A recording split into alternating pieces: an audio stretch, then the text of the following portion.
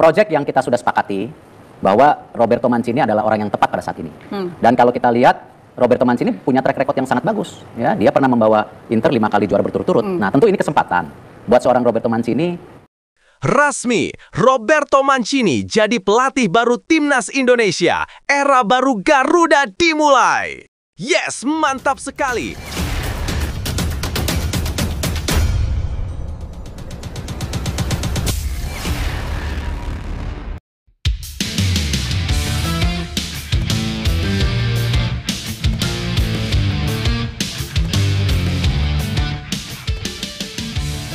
Breaking, STY ditolak PSSI.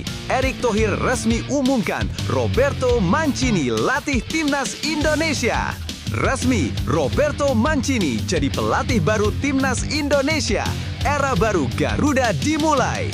Yes, mantap sekali. Sintayong resmi gagal latih Timnas Indonesia. Erick Thohir pilih balikan dengan Roberto Mancini. Timnas Indonesia siap juara Piala Asia 2027 dan tembus Piala Dunia 2030.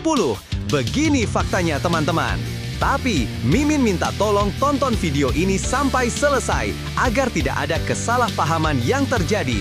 Dan tak bosan-bosan juga, tolong like dan share video ini ke media sosial kalian agar semua orang tahu apa yang sedang terjadi.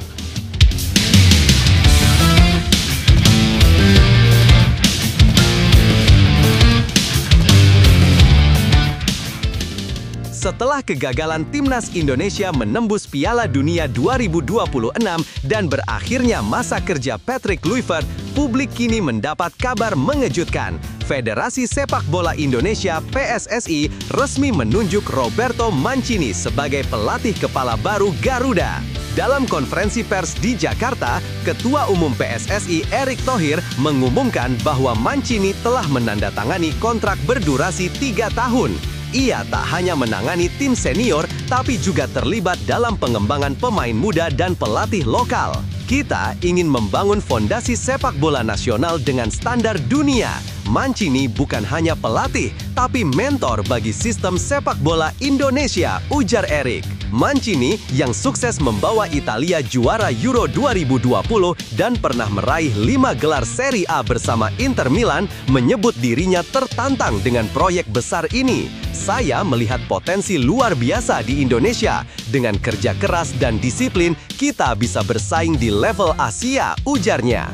Pelatih asal Italia itu berjanji akan membentuk gaya bermain modern dengan pressing cepat dan penguasaan bola kuat. Ia juga menegaskan pentingnya pembinaan usia muda untuk masa depan Garuda. Kita tidak hanya bicara hari ini, tapi juga generasi berikutnya, katanya. Kedatangan Mancini disambut antusias supporter dan media internasional. Banyak yang menilai langkah PSSI ini sebagai revolusi besar dalam sepak bola Indonesia. Namun, para analis mengingatkan bahwa keberhasilan Mancini juga bergantung pada dukungan sistem, kompetisi, dan pembinaan pemain muda. Kini, publik menaruh harapan besar. Dengan pengalaman dan mental juaranya, Mancini diharapkan mampu membawa Timnas Indonesia terbang lebih tinggi di panggung Asia. Apakah benar demikian? Mari kita bahas, teman-teman.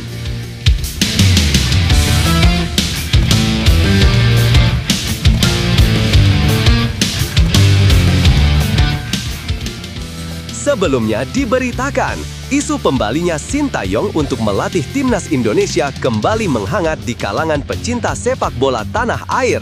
Banyak fans berharap pelatih asal Korea Selatan itu bisa kembali memimpin Garuda usai kegagalan pelatih sebelumnya. Namun, Ketua Umum PSSI Erick Thohir menegaskan bahwa era Sintayong sudah selesai. Kita mesti move on, ujarnya tegas. Berikut ini 3 faktanya. 1. Desakan fans Garuda untuk pulangkan Sintayong. Gelombang dukungan agar Sintayong kembali ke kursi pelatih Timnas Indonesia terus menggema.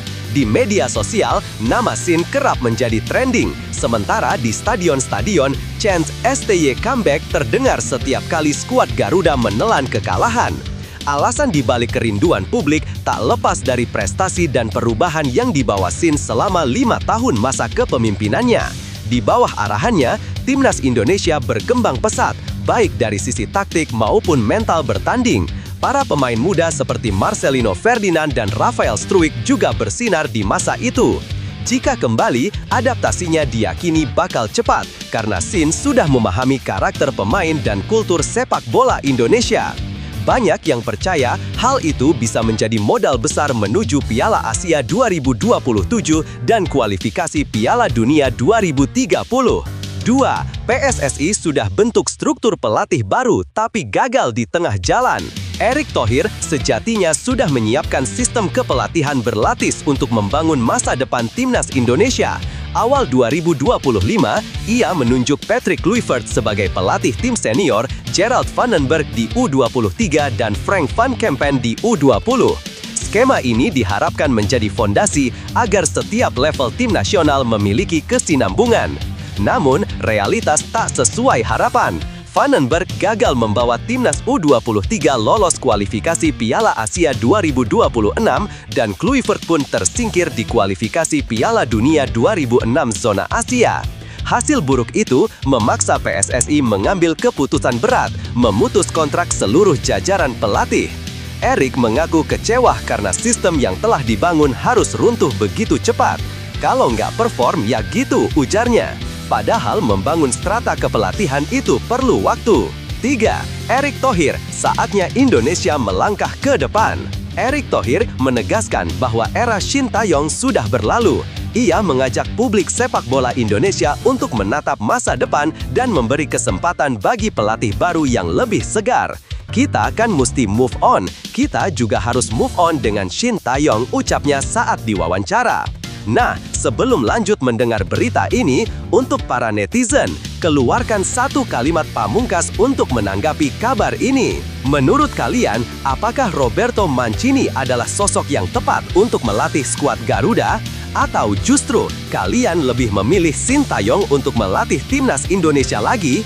Ayo teman, berikan tanggapan kalian di kolom komentar. Bravo Timnas, bravo Shin Tae-yong, bravo PSSI. Ayo Garuda, buktikan bahwa level kita sudah dunia.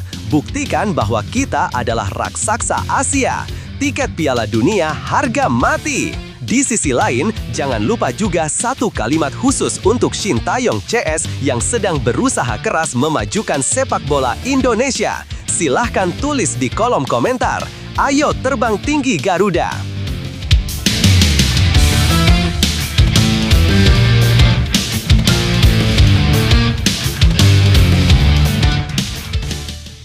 Mari kita lanjut teman-teman. Situasi ini menunjukkan dilema klasik antara nostalgia dan pembaruan.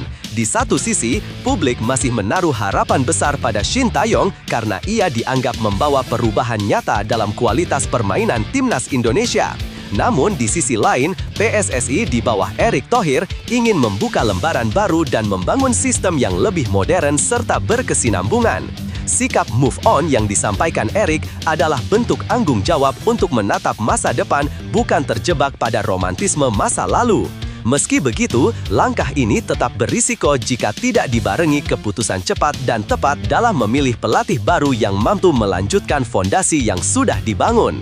Lebih lanjut, jangan pernah takut untuk memulai dari awal lagi. Setiap perpisahan membuka ruang bagi kesempatan baru yang mungkin lebih besar dari sebelumnya. Bagi timnas Indonesia, kehilangan Shin Tae-yong bukan akhir perjalanan, melainkan titik awal untuk membangun kekuatan baru dengan semangat yang sama, pantang menyerah dan terus berkembang. Karena sejatinya, kejayaan tidak lahir dari satu sosok, tapi dari tekad bersama untuk terus terbang lebih tinggi membawa nama Garuda di dada. Gawat, 2 pekan jelang FIFA Matchday, timnas Indonesia masih tanpa pelatih. Ada apa dengan PSSI? Sebelumnya diberitakan, kursi pelatih timnas Indonesia masih kosong sejak Patrick Kluivert resmi didepak pada 16 Oktober 2025.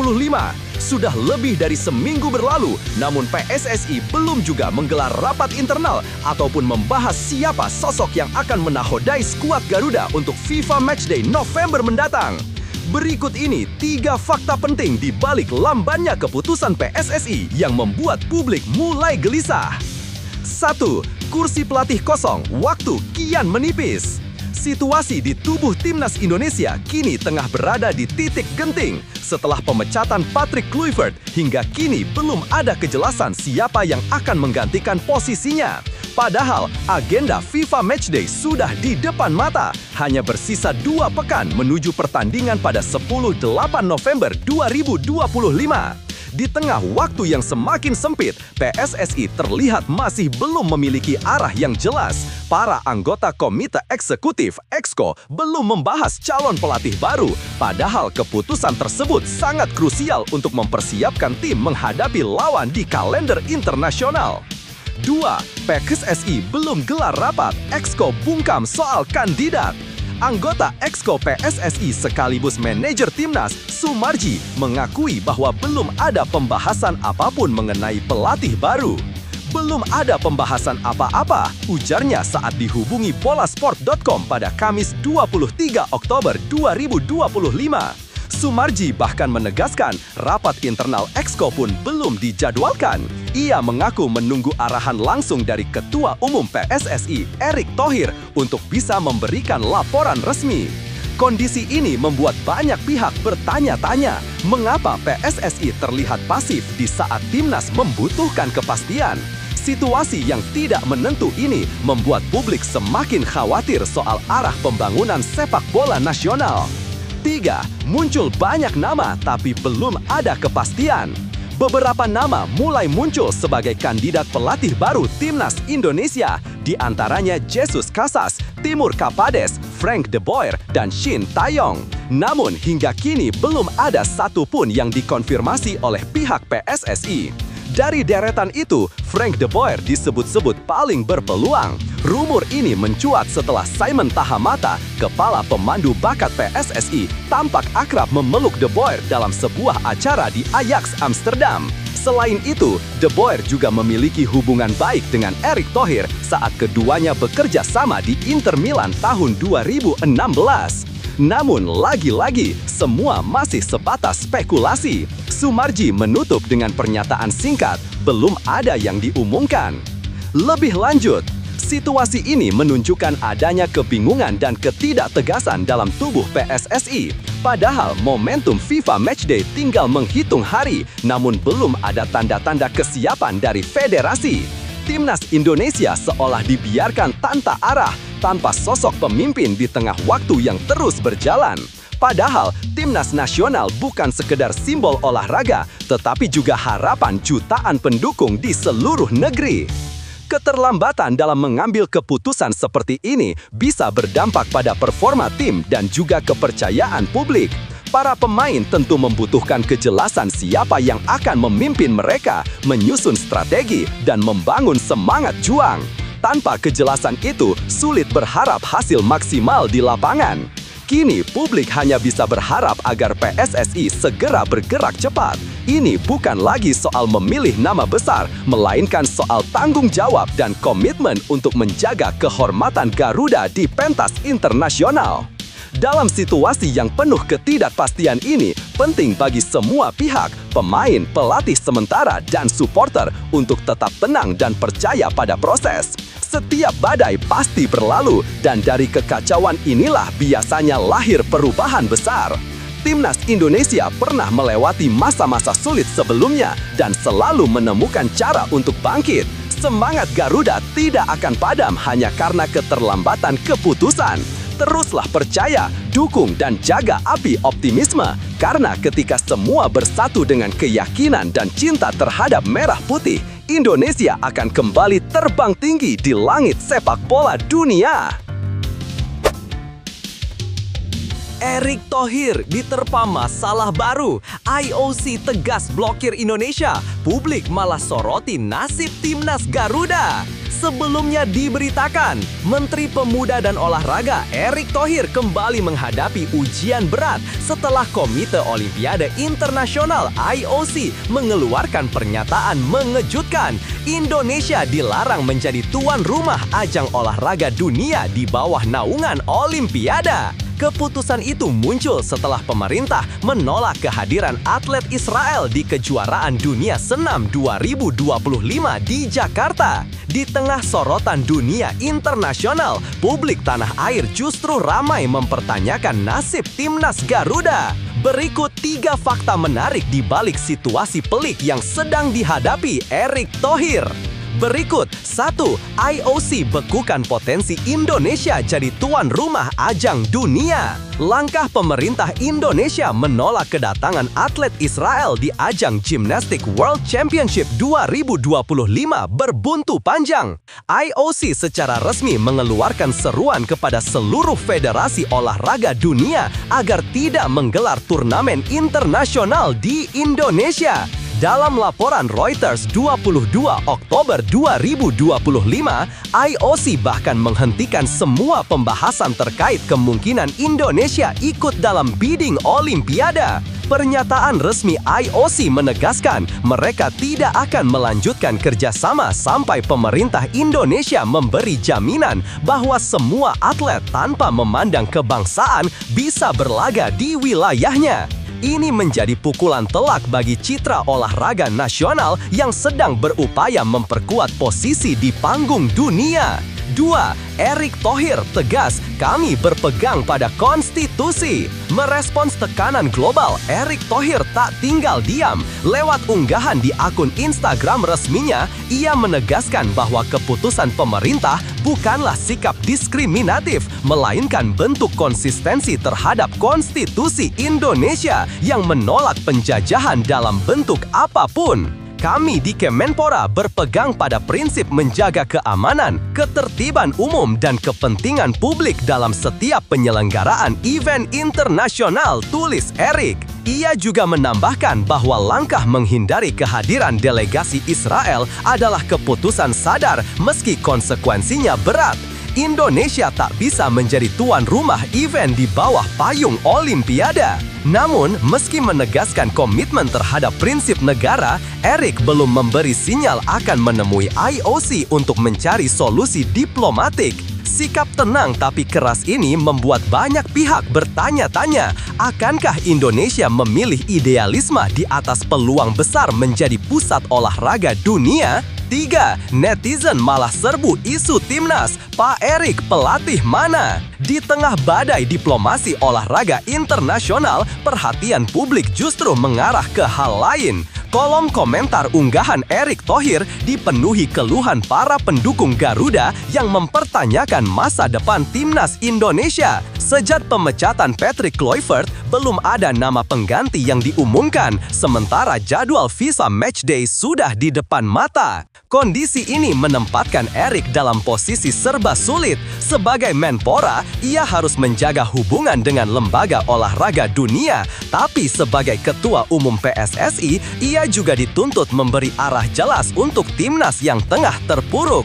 Banyak fans menilai fokus Erick kini terpecah, sementara masa depan Garuda justru makin kabur. Situasi yang dihadapi Erick Thohir kini ibarat dua sisi mata uang. Di satu sisi mempertahankan prinsip nasional, di sisi lain menjaga kepercayaan dunia olahraga. Namun di tengah tekanan itu, publik hanya berharap satu hal sederhana, agar sepak bola Indonesia tak kembali terbengkalai di tengah hiruk-pikuk politik dan diplomasi global. Lebih lanjut, situasi yang dihadapi Erick Thohir saat ini menunjukkan betapa rumitnya posisi seorang pejabat publik yang memegang dua peran besar sekaligus sebagai Menpora dan Ketua Umum PSSI. Di satu sisi, ia harus menjaga marwah bangsa dengan menegakkan prinsip politik luar negeri Indonesia yang tegas terhadap isu kemanusiaan dan kedaulatan. Di sisi lain, ia juga memikul tanggung jawab besar dalam menjaga keberlangsungan dunia olahraga, termasuk sepak bola nasional yang kini tengah kehilangan arah setelah pemecatan pelatih timnas. Keputusan pemerintah menolak kehadiran atlet Israel memang selaras dengan konstitusi, tapi dampaknya begitu luas. Pembekuan hubungan oleh IOC menjadi sinyal bahwa dunia internasional memandang serius persoalan ini. Indonesia kini dihadapi pada dilema besar antara mempertahankan prinsip atau membuka ruang diplomasi demi masa depan olahraga.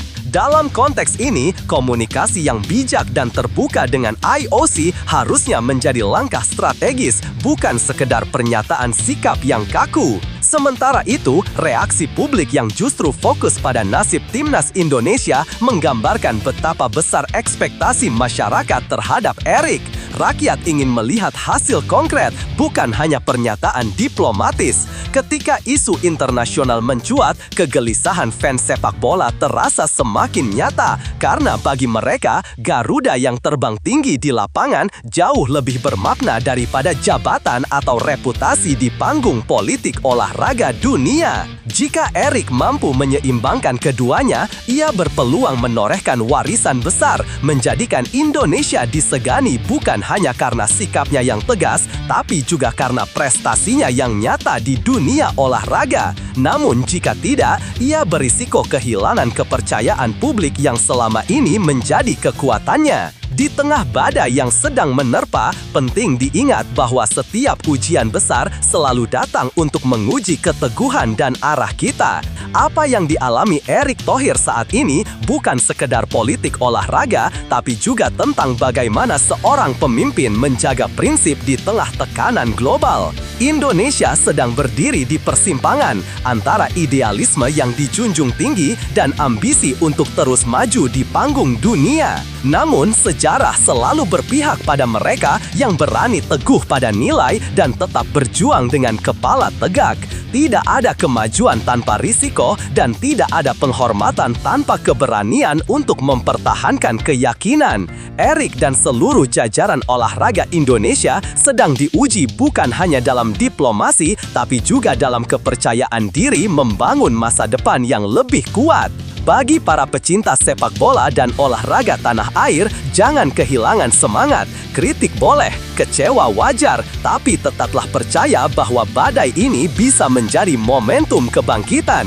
Saat semua pihak bersatu dengan tekad yang sama, membawa nama Indonesia dengan harga diri dan prestasi, tak ada yang mustahil. Karena pada akhirnya, bukan tekanan dunia yang menentukan nasib kita, tapi seberapa kuat kita berdiri ketika diuji.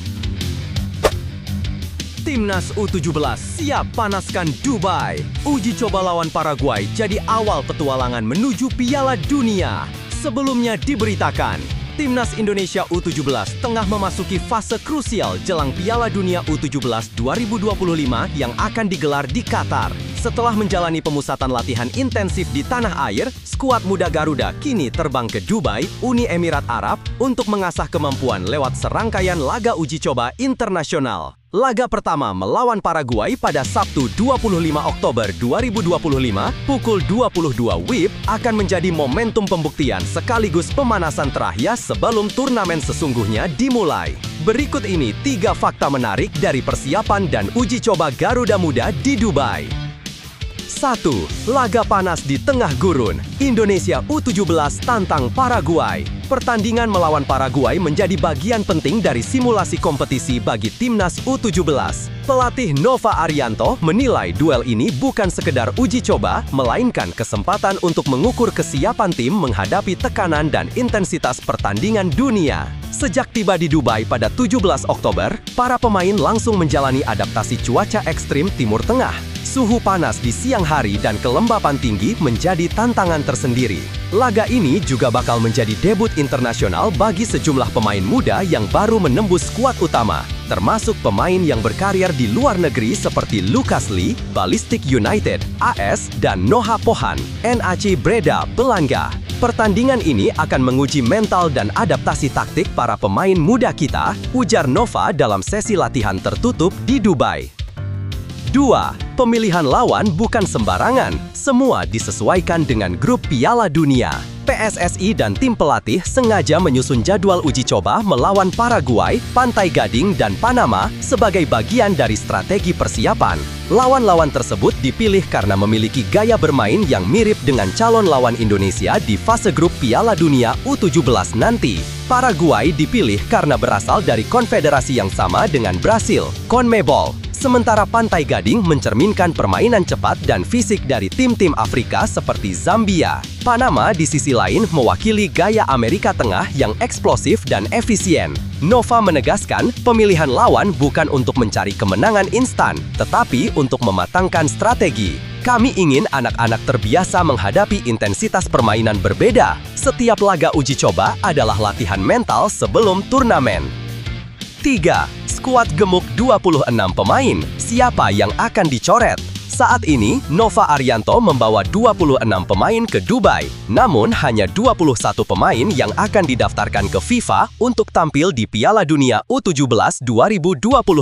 Artinya, akan ada 5 pemain yang harus rela dicoret menjelang keberangkatan ke Qatar. Di antara para pemain yang ikut TC, terdapat nama-nama dari berbagai klub besar seperti Persija Jakarta, Bali United, hingga Bayangkara FC, serta 2 pemain diaspora yang baru akan bergabung di Qatar, Mike Rancangsa, FC Utrecht, Belanda, dan Nicolas Indra, Rosenborg BK, Norwegia. Kompetisi internal ini tentu menambah semangat para pemain. Mereka tak hanya bersaing memperebutkan tempat utama, tapi juga berjuang menunjukkan bahwa mereka pantas membawa merah putih ke panggung dunia. Belum ada kepastian siaran langsung, tapi antusiasme tetap tinggi. Meski belum diumumkan secara resmi apakah laga ini akan disiarkan langsung oleh MTK Group atau hanya digelar tertutup, antusiasme publik tetap membara. Ribuan supporter di tanah air menanti kabar terbaru dari Dubai, berharap bisa menyaksikan performa Garuda Muda secara langsung. Timnas U17 kini berdiri di persimpangan sejarah. Mereka bukan sekedar tim junior, tetapi simbol masa depan sepak bola Indonesia. Apapun hasil uji coba nanti, satu hal pasti, semangat mereka di padang pasir Dubai adalah pertanda bahwa Garuda Muda siap mengepakkan sayapnya di panggung dunia. Lebih lanjut, situasi ini menunjukkan bahwa Timnas U17 benar-benar serius menatap Piala Dunia U17 2025. Persiapan yang dilakukan di Dubai bukan sekedar latihan biasa, melainkan bentuk komitmen nyata dari PSSI dan tim pelatih untuk menghadirkan tim yang matang secara teknis dan mental. Meski jadwal padat dan cuaca ekstrim menjadi tantangan besar, langkah ini adalah keputusan tepat agar para pemain terbiasa menghadapi tekanan internasional. Keputusan membawa lawan-lawan kuat seperti Paraguay, Pantai Gading, dan Panama juga patut diapresiasi karena menunjukkan arah pembinaan yang lebih strategis. Nova Arianto tampak memahami bahwa untuk bersaing di level dunia, anak asuhnya harus belajar menghadapi berbagai karakter permainan. Di sisi lain, persaingan internal dalam skuad menambah dinamika positif. Para pemain muda kini memiliki kesempatan emas untuk menunjukkan potensi terbaiknya dan berjuang mendapatkan tempat di skuad inti. Dengan semangat, disiplin, dan dukungan publik, Timnas U17 bisa menjadi cerminan generasi baru sepak bola Indonesia yang lebih tangguh dan percaya diri. Jalanan Timnas U17 di Dubai adalah bukti bahwa mimpi besar selalu dimulai dari kerja keras dan keyakinan.